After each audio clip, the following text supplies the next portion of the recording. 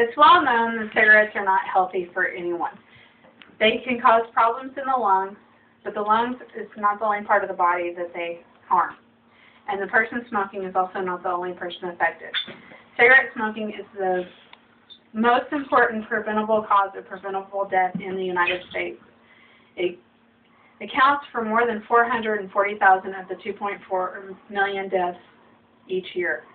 Tobacco use costs the nation about $100 billion each year in direct medical expenses and productivity loss. Smoking causes several chronic disorders: fatty buildup in the arteries, several types of cancer, and chronic obstructive pulmonary disease. Cigarette smoking increases the risk of coronary heart disease by itself. It increases blood pressure, decreases exercise tolerance, increases the tendency of blood to clot. Smoking also increases the risk of recurrent coronary heart disease after bypass surgery. Smoking is an important risk factor for stroke. Inhaling smoke produces several effects that damage the cerebrovascular system.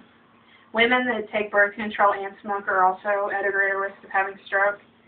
And smoking also creates a higher risk for peripheral artery disease and aortic aneurysms. About 23% of all adult Americans smoke.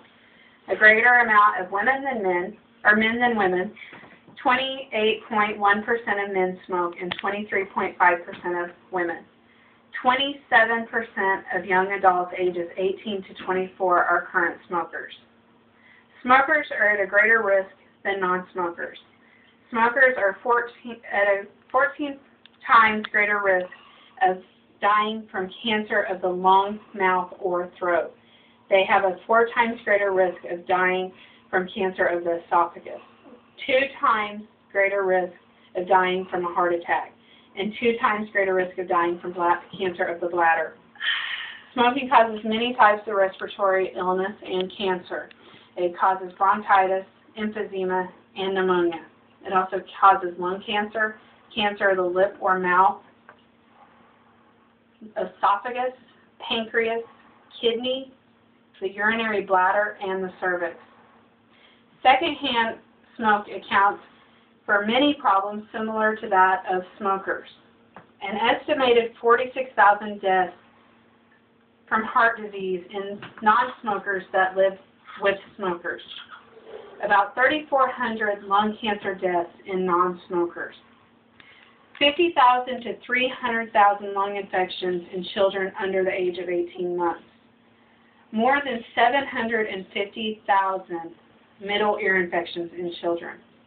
It also increases the number and severity of asthma attacks. The U.S. Surgeon General reported that children exposed to secondhand smoke are at a greater risk of sudden infant death syndrome, acute respiratory illness, ear problems, and severe asthma. Smoking by parents causes breathing problems and slows lung growth in children. Secondhand smoke immediately affects the heart and blood circulation in a harmful way. And the longer they are exposed, it causes heart disease and lung cancer. While I've never been a smoker myself, smoking has affected my life a great deal.